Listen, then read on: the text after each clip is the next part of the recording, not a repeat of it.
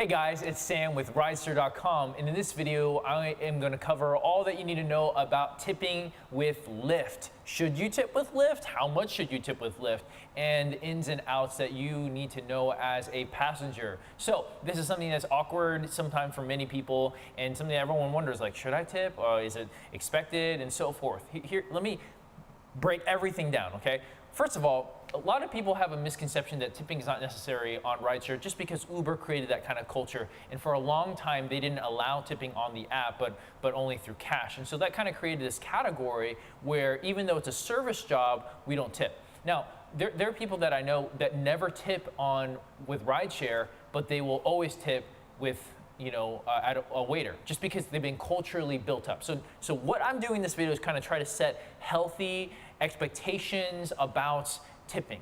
Now, first of all, remember, tipping is not mandatory.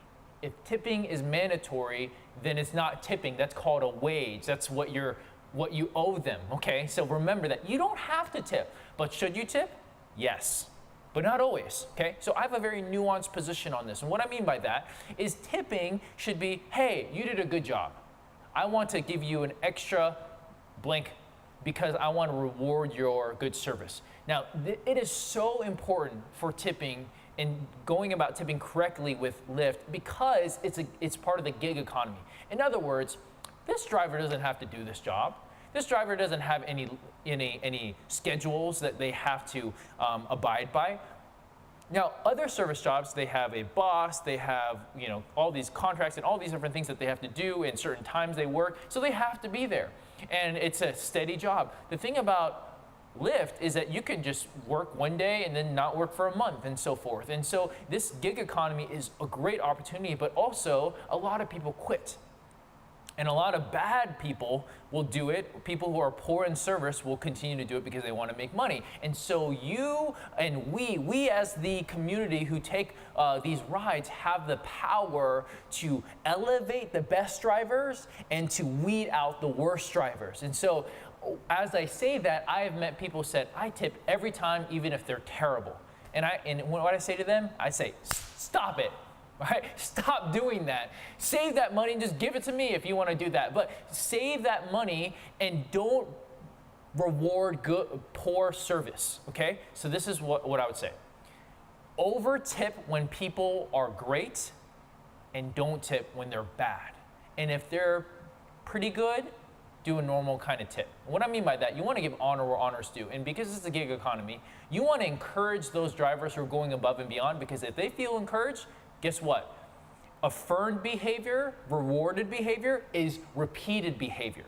So if someone's trying to go out of their way, open the door for you, maybe because it's raining, and they come out with an umbrella to help you get to the car because it's pouring down rain, and they have treats for you, and they have water, and the temperature is nice, and it's cool, and all that stuff, and you don't give them a tip at all, you think they want to do it next time? Probably not, okay? The more you discourage or you encourage by tipping.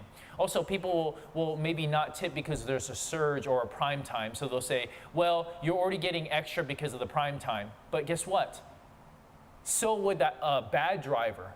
So if you don't tip because there's prime time is, in other words, is when there's higher demand, you get, Uber calls it surge, there's a higher price because of the demand, and the higher price attracts more drivers to jump on the platform to meet the demand. So let's say you pay double, and you're like, I'm not tipping, I'm just paid double. But guess what? You paying double for this person who may be excellent and elite driver, they get the same amount that if they were a garbage driver. So even if there's prime time, tip if they're excellent, because you're showing that, you know what, even though I paid extra, I want to pay even a little bit more extra to show you that I appreciate the way you do your job.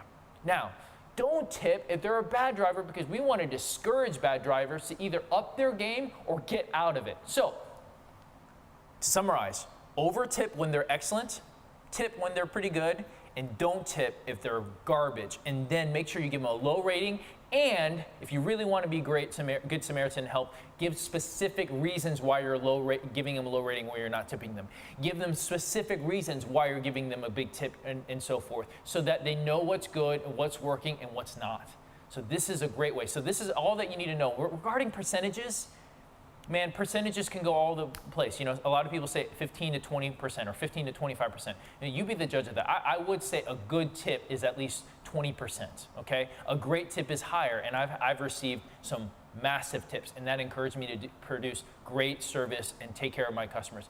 On the low hand, 10% is kind of on the minimum side of things. Below 10%, it's almost like an insult. Like if you got a $10 ride and they give you a 50-cent tip, it's kind of like, no, that's nice, but like, just it feels kind of slighted. So that's a helpful thing. But check out the blog linked below, and it will break down more about tipping with Lyft.